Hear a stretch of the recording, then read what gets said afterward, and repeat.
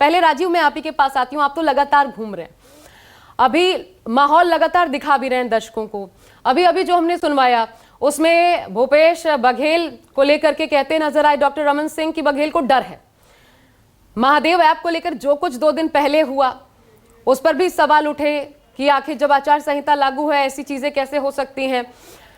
क्या लगता है ये पूरा माहौल अभी देखा जाए राजीव, आज चुनाव के वक्त तक मतदाताओं के जहन में किस प्रकार का होगा? आपने इतने मतदाताओं से बात की, जरा सारा विश्लेषण दीजिए छत्तीसगढ़ को लेकर के।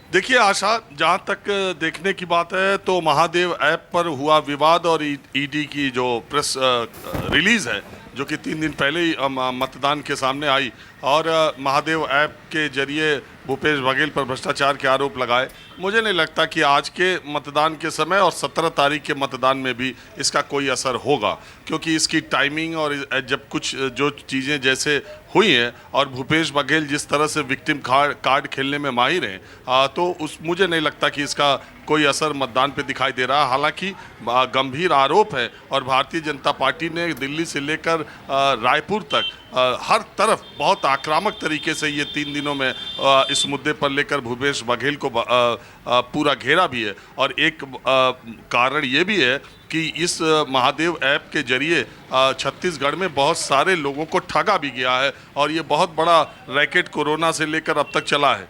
लेकिन दूसरी सच्चाई ये भी है कि छत्तीसगढ़ की पुलिस ने ही महादेव ऐप पर सबसे पहले मुकदमा दर्ज किया था और कम से कम 400 से ज़्यादा गिरफ्तारियां की थी। डेढ़ साल पहले से ये मामला चल रहा है। छत्तीसगढ़ पुलिस ने ही इसको इस राज को खोला और महादेव ऐप के प्रमोटर दुबई भाग गए और वहीं से ऑपरेट कर रहे हैं। तो सवाल दोनों तरफ से, सवाल ये भी है कि महादेव ऐप पर बैन क्यों नहीं किया गया।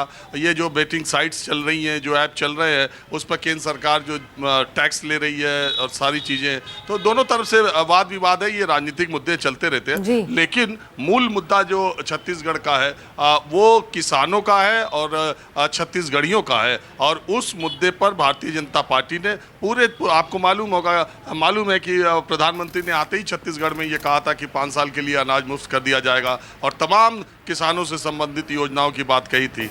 एक जो भारतीय जनता पार्टी की छत्तीसगढ़ में देखने में यह आया है कि एक तरफ तो भूपेश बघेल सीएम का चेहरा है और दूसरी तरफ भारतीय जनता पार्टी ने रमन सिंह को बाद में तवज्जो देना तो शुरू किया, लेकिन कहीं ये नहीं कहा कि रमन सिंह ही पार्टी का चेहरा होंगे या कोई दूसरा नेता चेहरा होगा। तो आज का चुनाव जो 20 सीटों पर हो रहा है, इस दृष्टि से काफ़ी महत्वपूर्ण मुझे लगता है।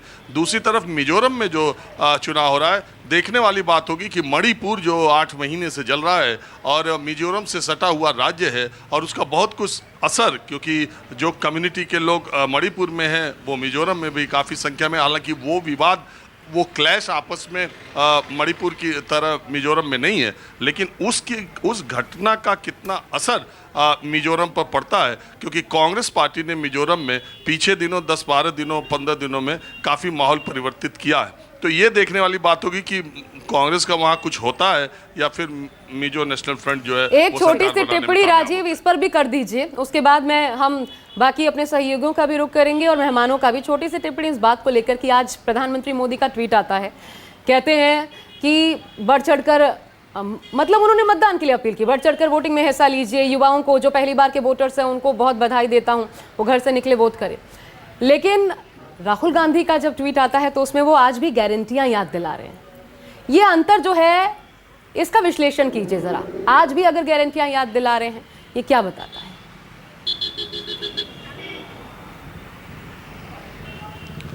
देखिए, कांग्रेस पार्टी जब से हिमाचल और कर्नाटक जीत गई है तब से उसे लगता है कि ये इस तरह की गारंटीज का, इस तरह का जो प्रलोभन मैं कहता हूँ दे करके या इस तरह के वायदे करके कि सरकार में आने के बाद हम ये करेंगे, इसकी तो होड़ मची हुई है। देखिए ना, एक तरफ आप भारतीय जनता पार्टी से पूछिए या सरकार में बैठे लोगों से पूछिए तो देश की, दुनिया की तीसरी अर्थव्यवस्था का दावा करते हैं, सबसे तेज़ी से बढ़ती अर्थव्यवस्था का दावा करते हैं। दूसरे 140 करोड़ के देश में 80 करोड़ लोगों को अगले 5 साल तक राशन देने की बात करते हैं। इसका मतलब कि देश में 80 करोड़ लोग 5 किलो राशन खरीदने लायक भी नहीं है और अपने उपक्रम, अपने पराक्रम को दिखाने का उन्हें अवसर भी नहीं है, पैसा कमाने के अवसर नहीं है, तब इसके उसका तर्क ये भी हो सकता है। दूसरी तरफ कांग्रेस पार्टी आम आदमी पार्टी की तर्ज पर, पहले तो कांग्रेस पार्टी ने आपको बहुत घेरा कि रेवड़ी की पॉलिटिक्स करते हैं, बाद में खुद उसी को कर रहे हैं, तो उनको बहुत उम्मीद है इसी से। हालांकि इसमें बीजेपी ने भी छत्तीसगढ़ में जहाँ चुनाव कहा है कि महिलाओं को 1000 रुपये पर मंथ सरकार बनने पर, तो ये उनका दाम है। और आपको मालूम है कि जंग, प्यार और चुनाव में सब जायज है। बिल्कुल सब जायज है, जंग, प्यार और चुनाव में, सही कहा आपने, और वही हम होता हुआ देख भी रहे हैं राजीव।